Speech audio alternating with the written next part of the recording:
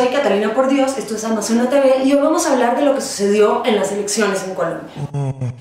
Lo tengo todo, papi, lo tengo todo, papi. Tengo fly, tengo party, tengo una sabrosura. En Colombia hubo elecciones presidenciales de primera vuelta el domingo pasado. Había candidatos de centro que eran opciones interesantes, pero no pasaron a segunda vuelta. Duque, que representa a la ultraderecha en Colombia, y Gustavo Petro, que supuestamente representa a la extrema izquierda, pero Colombia es un país tan derechoso que la extrema izquierda está ubicada más así como hacia el centro. Petro hizo parte de la guerrilla del M-19, que fue nuestra guerrilla de intelectuales. Y en el marco de las guerrillas en Colombia, básicamente como nuestra guerrilla hipster. Aún así es recordada porque en el M-19 intentó tomarse el Palacio de Justicia. La retoma del palacio le salió tan mal al ejército colombiano que el palacio terminó en llamas y con 70 desaparecidos. Fue una gran tragedia. Pero mientras esto sucedió, Petro estaba en la cárcel. Y desde que el M-19 dejó las armas y se reintegró exitosamente a nuestra vida política, Petro no ha vuelto a las armas y lleva 20 años apostándole a la paz. Petro resultó ser un senador brillante porque el tipo es buenísimo para pelear.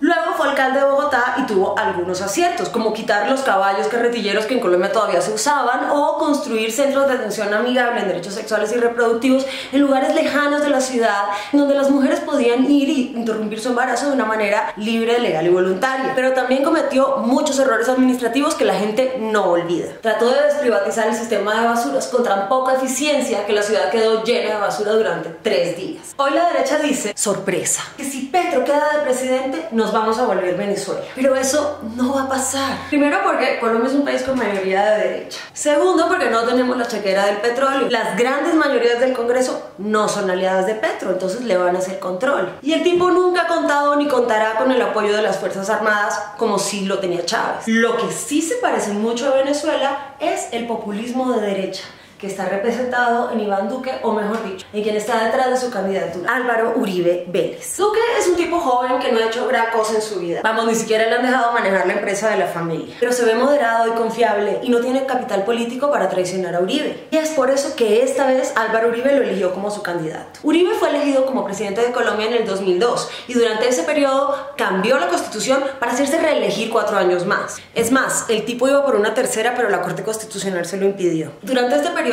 el organismo estatal de inteligencia de ese entonces, que era el DAS, se dedicó a chuzar, es decir, intervenir las comunicaciones de muchos periodistas, especialmente de sus opositores. A su tutela, los militares se dedicaron a asesinar jóvenes campesinos y luego les pusieron botas para decir que eran guerrilleros, porque a Colombia le daba plata a Estados Unidos y tenían que rendir cuentas, es decir, que el ejército sí estaba dando bajas de guerrilleros. Estas ejecuciones de Estado en Colombia se conocen con un nombre vergonzoso: falsos positivos. Y nos enteramos porque las madres de estos muchachos comenzaron a buscarlos sabiendo que no eran de la guerrilla. Y es un crimen que hasta la fecha sigue impune. Ningún alto mando del ejército ha sido castigado. Fue una cosa como Ayotzinapa, solo que en vez de 43 fueron casi 10.000. Durante su gobierno también florecieron los grupos paramilitares, algunos de los cuales nacieron en su misma finca, llamada El Ubérrimo, que es del tamaño de la ciudad de Bogotá. Y su hermano está acusado hoy de ser paramilitar y de varias masacres. Lo más reciente es que el New York Times acaba de revelar unos cables que sugieren vínculos de Uribe con el cartel de Medellín. Desde que Uribe fue presidente hace 8 años, gran parte de su gabinete ha ido a parar a la cárcel. En 2010, Uribe puso a Santos como su candidato, pensando que iba a continuar con la seguridad democrática. Pero Santos lo traicionó y sacó adelante el proceso de paz. Y esto es lo peor que le pudo pasar a Uribe porque su capital político depende enteramente de la guerra. Cuando Santos subió al poder, Uribe quedó en el Senado. Y en estas últimas elecciones quedó de presidente del Senado. Entre las propuestas de Duque, es decir, Uribe, está hacer añicos el proceso de paz, que acabó con una guerra de 60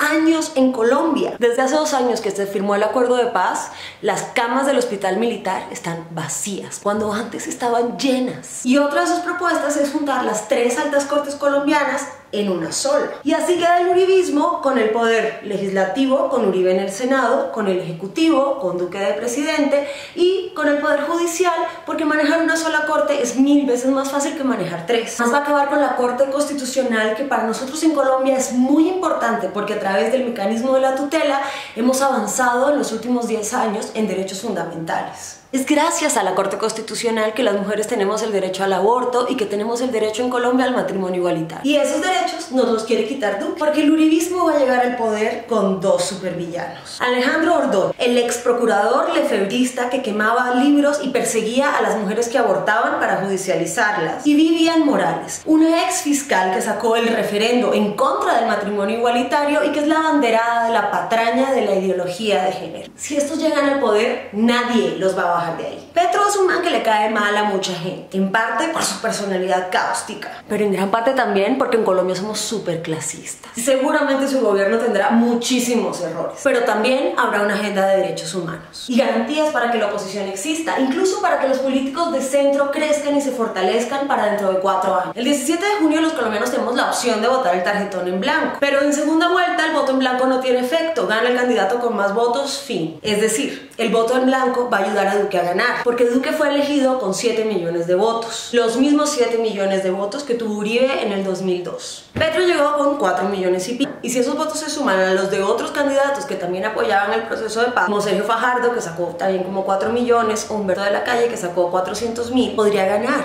Pero eso depende de la voluntad de los colombianos en las urnas. Y ojo, va a ser un día clave para toda Latinoamérica, porque si la derecha totalitaria se trepa en Colombia para hacer retroceder nuestros derechos fundamentales, eso tendrá impacto en toda la región. Y esto nos tiene que importar a las feministas, porque las que van a estar más jodidas en un gobierno de Uribe 3 serán las personas más vulnerables, indígenas, afrocampesinos. Las personas de la comunidad LGBT van a pasar a ser ciudadanos de segunda categoría. La gente que vive en la Colombia profunda, a donde nunca ha llegado el Estado, pero sí llega la violencia. Los líderes comunitarios que van a seguir siendo asesinados y las mujeres jóvenes que necesitan abortar de manera libre y segura. Ahora los y las colombianas tenemos la posibilidad de cambiar la historia de violencia de nuestro país, o de al menos intentarlo, de demostrar que tenemos en común la voluntad de un destino diferente, donde palabras como paramilitares, motosierras, ejecuciones de Estado sean cosa del pasado. Colombia puede ser otra, libre, en paz, democrática. Nos quedan 3 semanas.